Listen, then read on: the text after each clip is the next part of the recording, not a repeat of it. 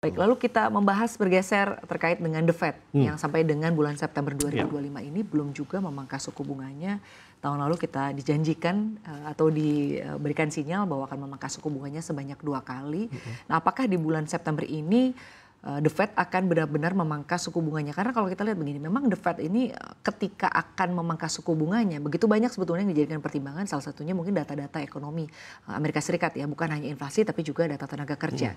Jadi ini semacam maju kena, mundur kena begitu ya bagi The Fed. Nah, tapi kalau Anda sendiri melihat di bulan September ini apakah sudah benar-benar akan memangkas suku bunganya The Fed? Sepertinya begitu nih Mbak, karena memang kalau kita melihat data utama dari central bank itu biasanya inflasi. Kemudian juga tenaga kerjaan, tadi betul sekali dibilang. Angka inflasi terakhir yang keluar di US itu sekitar 2,9 year on year. Dan itu sebetulnya target jangka panjangnya kan kurang lebih angka 2%. Memang masih jauh dari 2%. Cuman kalau kita melihat trajektorinya itu sudah cenderung turun. Dari level 4%, 3%, bahkan sekarang 2,9%. Jadi kalau memang secara inflasi bisa diperdebatkan, tapi yang kita bisa lihat secara yang terakhir datanya unemployment dan jobless claim itu tertinggi. Jadi saya melihat kalau memang tingkat pengangguran dan tingkat klaim joblessnya itu semakin memburuk, saya pikir The Fed pasti akan melakukan pemotongan suku bunga, dan ini sudah dicerminkan sebetulnya dari sisi dot plot ya, istilahnya konsensus dari survei beberapa pelaku investor di Amerika. Bahkan mereka memprediksikan 3 kali pemotongan suku bunga di akhir tahun ini. Jadi masih ada 3 kali meeting The Fed sampai akhir tahun, dan plus ada 2 lagi di tahun 2026 bahkan. Jadi total ada 5 kali cut. Jadi kita bicara bahwa kemungkinan besar untuk The Fed melakukan pemotongan suku bunga di bulan September ini, saya pikir ini akan sangat mungkin terjadi gitu, Mbak. Baik, tapi untuk di sisa tahun 2025 ini, jika ternyata nanti The Fed memangkas suku bunganya sebanyak 2 kali atau 3 kali, sebetulnya berapa angka yang paling ideal bagi The Fed untuk melakukan pemangkasan? Nah, kalau bicara ideal ini mungkin agak susah diperdebatkan, karena memang tidak ada angka yang ideal berapa kali, karena kan memang tolak ukurnya selalu berubah setiap bulan ke bulan. Di mana dulu pernah dalam bull cycle atau mungkin bearish cycle, mungkin 1 kali cut cukup, tapi ada juga kalanya ketika orang terlalu takut untuk takut mengalami resesi, biasanya itu suku bunganya dipangkasnya lebih banyak. Jadi tidak ada rumus yang pasti berapa yang ideal, tapi saya pikir kalau ternyata datanya sudah berangsur-angsur membaik, ketika terjadi pemotongan suku bunga, pasti tidak akan langsung diikuti dengan membaiknya data-data. Pasti akan terus jobless claim akan naik, pengangguran mungkin akan naik dulu. Nah, ketika itu terjadi, itu biasanya bulan ke depannya The Fed akan menurunkan suku bunga lagi. Sampai pada level di mana mungkin inflasinya masih bisa terjaga, dan kemudian tingkat penganggurannya mulai turun, kemudian jobless claim-nya juga mulai menurun. Saya pikir itu adalah poin di mana The Fed mungkin akan memutuskan untuk berhenti ya, untuk menurunkan suku bunga. Baik, tapi di tengah sama-sama kita menantikan ya langkah dari The Fed dan juga langkah dari Bank Indonesia, apakah akan kembali memangkas suku bunganya di bulan ini. Anda sendiri melihatnya sebetulnya jika kita membahas terkait dengan sentimen-sentimen begitu ya. Sentimen-sentimen apa saja yang kiranya akan mempengaruhi terciptanya inflow atau capital inflow ya ke tanah air. Artinya sebetulnya bagaimana membuat pasar keuangan di tanah air ini tetap bisa menarik di tengah berbagai sentimen yang ada.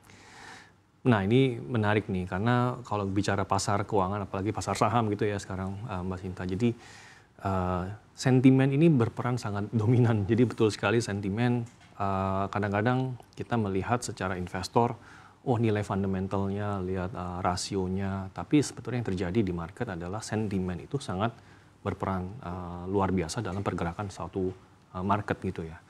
Misalnya di tahun ini gitu ya, banyak sekali saham-saham perbankan gitu ya. Kalau dilihat secara fundamental, valuasi murah. Secara historikal kita bandingkan marginnya dengan PE-nya, dengan book value-nya.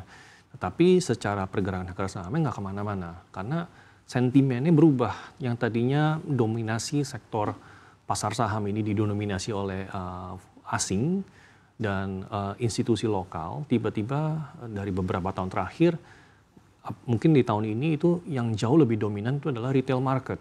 Nah, individual retail market ini yang justru mendorong pertumbuhan pasar saham kita itu jauh lebih bisa dibilang mungkin tidak secara fundamental atau dibilang harus beli yang lebih murah atau beli yang bahkan saham-saham yang valuasinya secara fundamental itu mahal, kinerjanya justru jauh lebih bagus dibandingkan fundamental saham yang lebih murah. Jadi ada anomali, saya mesti kita sampaikan bahwa lumayan menarik bahwa sentimen positif di Indonesia ini terakhir cukup positif dalam arti gini, kita melihat ada banyak sekali berita terakhir, apalagi khususnya MSCI atau FTSE yang mengeluarkan pengumuman bahwa mereka akan memasukkan beberapa emiten ke dalam indeksnya. Nah itu justru memberikan sentimen positif karena apa? Kita tuh selama ini tuh foreign selalu keluar dari Indonesia, tapi ternyata dengan ada sentimen-sentimen ini mendorong asing itu kembali masuk ke Indonesia. Jadi sentimen-sentimen seperti ini yang saya pikir perlu kita pertahankan karena memang bagaimanapun juga pasar saham dan pasar obligasi itu juga semua tergantung sedikit banyak dipengaruhi oleh asing. Ketika asing melihat situasi kita bagus, fundamental kita terjaga, saya pikir mereka akan kembali masuk ke Indonesia walaupun saat ini porsinya sudah semakin kecil. Mungkin situ sih Mbak Sinta. Baik, jadi saat ini sebetulnya kalau melihat porsi, mungkin porsinya cukup kecil gitu. Apalagi nanti ketika misalnya The Fed memangkas suku bunganya. Ini juga mungkin yang perlu dikhawatirkan oleh para pelaku pasar. Tapi sebetulnya pasar sendiri melihat saat ini seperti apa sih artinya pasar keuangan di tanah air. Kita lihat ketika reshuffle dilakukan sempat terjadi koreksi yang cukup dalam. Tapi untuk saat ini bersama-sama kita tahu bahwa The Fed, maksud kami IHSG saat ini berada di posisi yang cukup baik begitu. Sentimen The Fed juga masih sama-sama dinantikan. Nah, Anda sendiri melihatnya pasar saat ini seperti apa nih melihat market khususnya di tanah air? Oke, untuk pasar kita sebagai investor lokal pasti melihat ya berita-berita terakhir dengan situasi kondisi politik. Pasti sedikit banyak itu akan mempengaruhi psikologis dari investor. Dan kita melihat memang di mana-mana ketika terjadi adanya demonstrasi, kemudian diikuti dengan social unrest ya istilahnya ya aksi-aksi yang tidak sepantasnya dilakukan itu akan tentu memberikan sentimen negatif terhadap semua pelaku usaha.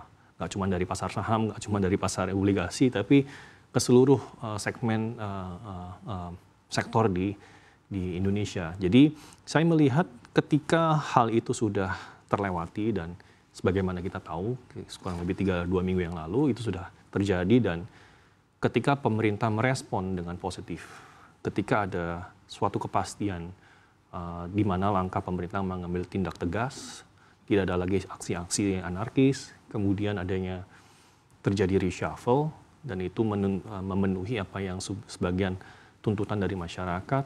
Nah, hal-hal seperti ini itu akan memberikan sinyal positif sebetulnya terhadap pasar. Karena saya melihat asing juga akan melihat, memperhatikan kita dengan baik.